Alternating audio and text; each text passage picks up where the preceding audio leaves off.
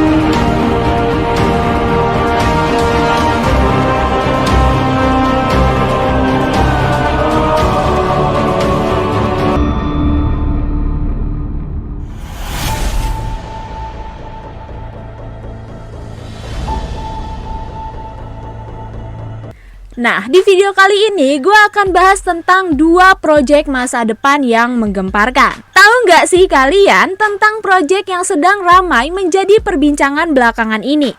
Yang ramai-ramai itu akan gue bahas pada video kali ini. Langsung saja kita masuk ke pembahasannya. Pembahasan yang pertama adalah viralnya sesosok Gojali yang mendadak jadi sultan berkat NFT. Saat ini dunia maya di Indonesia sedang dihebohkan oleh sosok Gojali yang berhasil meraup keuntungan hingga miliaran rupiah di salah satu aset investasi turunan kripto, yaitu non-fungible token atau NFT. Konsep selfie yang diusung oleh Gojali Everyday ini berhasil membuat karyanya tersebut menjadi ikonik di NFT. Berikut ini adalah contoh foto-foto dari Gojali Everyday. Gojali menjual foto selfie-nya mencapai harga puluhan juta di salah satu marketplace NFT terbesar yaitu OpenSea. Gila. Padahal ya, kalau misalkan orang awam, tentunya kan kita bingung ya, kok foto dia kan perasaan biasa aja, bahkan tanpa ekspresi seperti ini. Tapi kenapa bisa laku sampai puluhan juta? Kalian mau coba kayak dia? Coba aja, siapa tahu kalian memang beruntung, rezeki kalian di situ.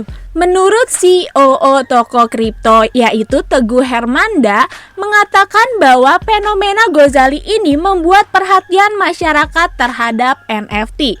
Hal itu kita benarkan ya, karena benar ya, orang yang mungkin tadinya nggak kenal kripto atau nggak tahu NFT tiba-tiba dibuat gempar dengan kemunculan sosok Gojali yang hanya memposting foto gitu.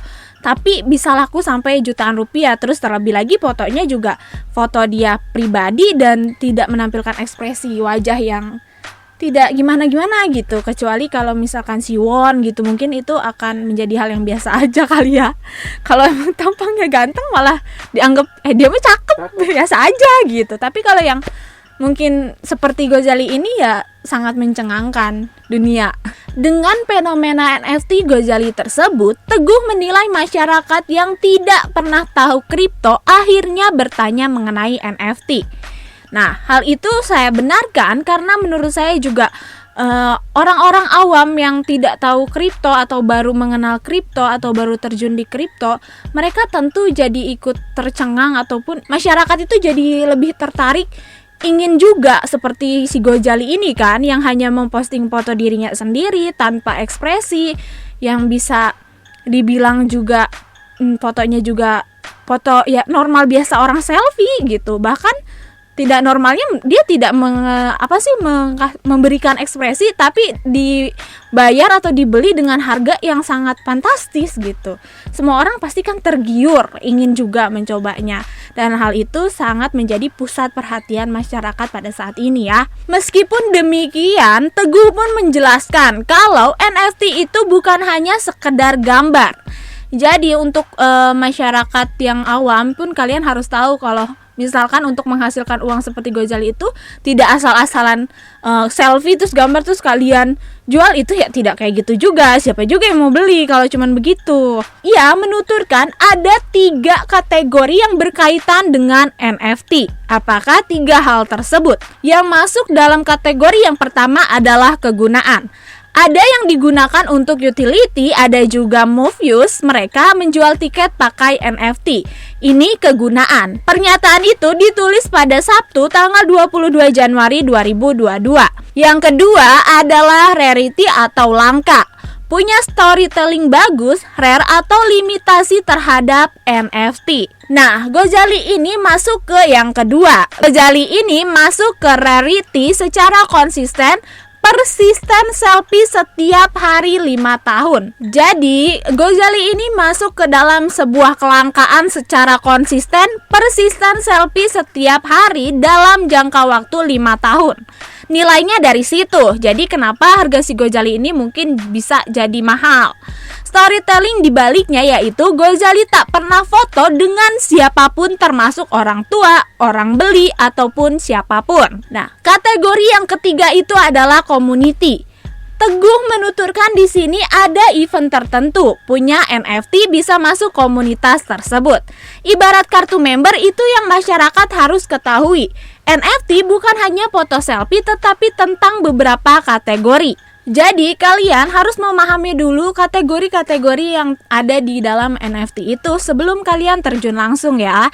Nah, sebelumnya Gozali Everyday sendiri mendadak viral di media sosial setelah berhasil menjual NFT miliknya yang merupakan kumpulan foto selfie sejak 2017.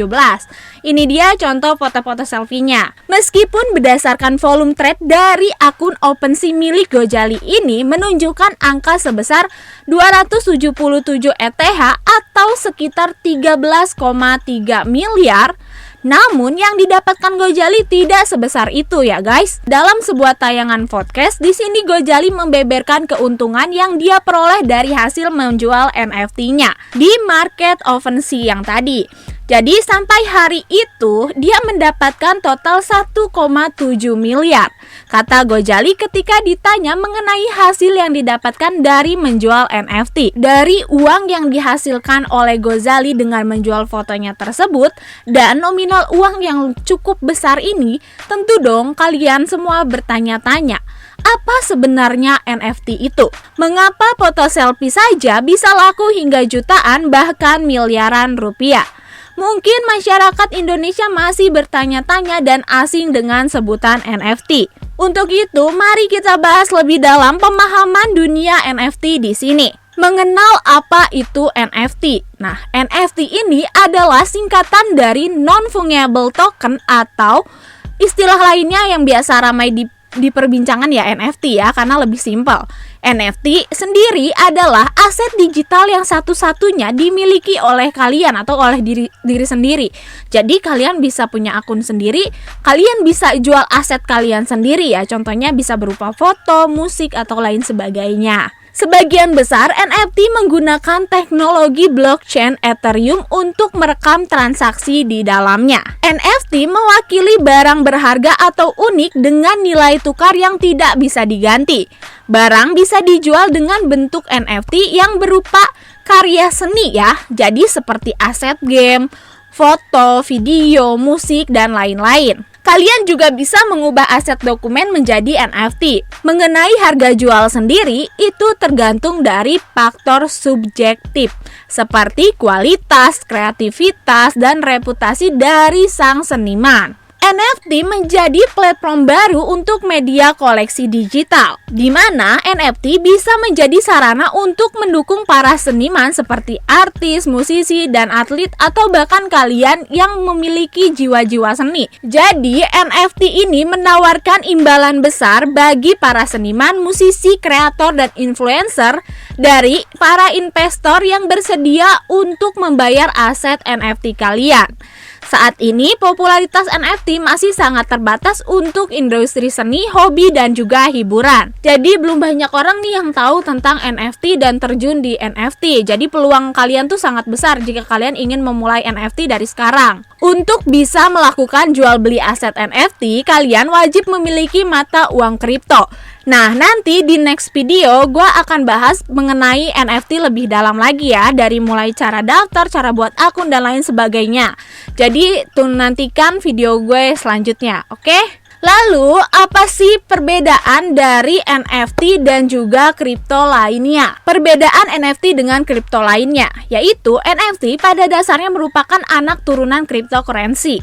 Walaupun demikian, NFT dan aset kripto lainnya memiliki tujuan, bentuk, dan cara penggunaan yang sangat berbeda. Jadi, jika cryptocurrency yang menggunakan teknologi blockchain seperti Bitcoin, aset kripto lainnya seperti Bitcoin juga sama halnya seperti uang fisik ya. Keduanya memiliki nilai tukar yang sama dan bisa diperdagangkan.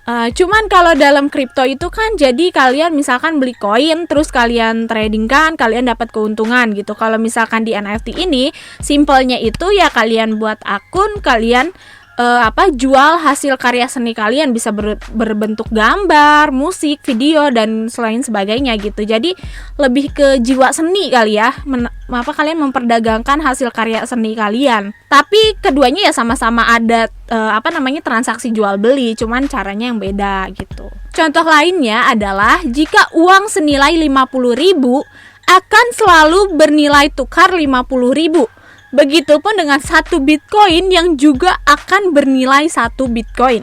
Nah, bedanya dengan aset digital NFT ini di mana asetnya tidak memiliki kesamaan nilai tukar. Jadi, masing-masing NFT memiliki tanda tangan digital di mana tidak memungkinkan adanya pertukaran dengan NFT lainnya. Yang berarti satu klip NFT tidak memiliki nilai yang sama dengan satu klip NFT lainnya. Jadi simpelnya, misalkan gue punya NFT nih, terus kalian punya NFT sama-sama gambar gitu, itu tidak bisa ditukar. Jadi kalian tuh bisanya membeli aja. Masing-masing aset NFT dibuat hanya satu kali dan tidak bisa ditukar atau diperdagangkan dengan NFT lainnya. Hal tersebut dikarenakan NFT tidak memiliki nilai yang setara. Kepemilikan NFT bersifat mutlak, di mana yang memilikinya mempunyai hak milik secara penuh. NFT juga tidak bisa dibagi menjadi denominasi yang lebih kecil seperti jenis kripto lainnya. Selain NFT yang begitu menggemparkan, kita juga beralih ke Dogecoin. Kenapa Dogecoin? Karena belakangan ini Dogecoin membuat para trader mendadak jadi tajir melintir. Lah, kok bisa ya? Bisa dong, kenapa enggak? Salah satu mata uang kripto yang saat ini sedang populer yaitu Dogecoin mengalami kenaikan harga lebih dari 2 kali lipat dari sebelumnya. Pada belakangan ini harganya naik 32 sen atau mencapai titik tertinggi sepanjang masa. Itulah penyebab kenapa Dogecoin ini membuat banyak orang menjadi kaya mendadak. Pada saat ya bisa dibilang 1 tahun belakangan ini Dogecoin ini benar-benar membuat booming.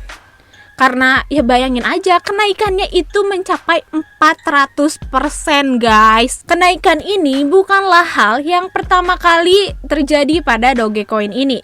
Karena Dogecoin ini terus mengalami pergerakan harga yang cukup liar. Seperti mata uang kripto lainnya, Doge juga memiliki kecenderungan ketidakstabilan pada harganya ya. Jadi dia ini sulit untuk diprediksi juga sih. Jadi kadang-kadang harganya itu kenaikannya tuh ya bisa drastisnya parah deh. Bahkan bisa kadang juga begini. Jadi itu tinggi sekali tapi bisa begini gitu. Tapi kalau tingginya itu loh 400% guys. Kenaikan ini pernah terjadi pada tahun 2018. Harga Dogecoin mulai naik seiring dengan kenaikan mata uang digital populer lainnya. Namun di awal tahun ini Doge melejit karena antusiasme dari grup Reddit bernama Satoshi Street Bets. Jadi Dogecoin ini kini per hari ini dia menjadi urutan ke-11 sebagai koin teratas. Nah, data itu saya dapatkan dari CMC. Jadi bisa kalian lihat sendiri nih. Naiknya Dogecoin membuat kalian bertanya-tanya apa sih penyebabnya. Jadi ada beberapa laporan yang mengkaitkan rally Doge juga terkait dengan cuitannya CEO Tesla yaitu Elon Musk. Elon Musk memposting tweet yang mengatakan Doge barking at the moon. Kendati demikian, apa yang dilakukan Elon Musk ini menimbulkan kekhawatiran para investor. Kenapa para investor ini khawatir? Karena pemicu perkataan Elon Musk tadi itu bisa menjadi sebuah pemicu naiknya Doge. Namun tidak kenaikan itu juga akan menjadi sebuah bumerang yang harus perlu dikhawatirkan. Mereka menilai cuitan Elon Musk bakal menggerakkan pasar dan mendorong penurunan Doge di kemudian hari. Meroketnya harga Dogecoin juga menyebabkan kekhawatiran akan potensi gelembung di pasar mata uang cryptocurrency. Ini sama halnya dengan yang terjadi pada Bitcoin yang menjadi koin digital paling populer di dunia. Bahkan sekarang mencapai urutan pertama. Bitcoin terus naik berlipat-lipat ganda sejak awal 2021. Jadi buat kalian yang mau investasi di Doge itu, jadi tidak menjamin kalau kalian akan mendapatkan keuntungan yang sama seperti kenaikan 400% kemarin. Nah, jadi lebih baik investasikan ke hal-hal yang emang kalian sudah anggap itu akan pasti terjadi. Karena kan kalau koin ini ada kenaikan, ada juga penurunan. Jadi belum tentu kalau kalian beli kalian akan untung. Jadi itu yang harus kalian pertimbangkan ya guys. Nah, kalau kalian tertarik juga nih untuk segera buat NFT ataupun investasi di Dogecoin, kalian pun harus mempertimbangkan semuanya secara matang ya.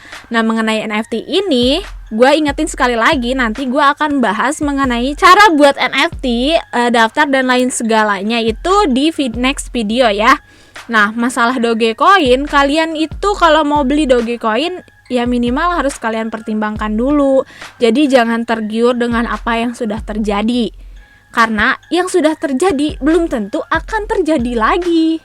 Jadi meskipun kemarin 400% itu kenaikannya, belum tentu itu akan terjadi lagi di tahun ini atau tahun-tahun mendatang. So itu aja sih saran dari gue. Oke guys, itu aja informasi yang gue sampaikan di video kali ini. Semoga informasi ini bermanfaat bagi kalian. Untuk kalian yang suka dengan video gue, jangan lupa mengklik tombol like dan tuliskan komentar kalian tentang rekomendasi pembahasan yang akan gue bahas di video selanjutnya. Thank you for watching and see you the next video. Bye.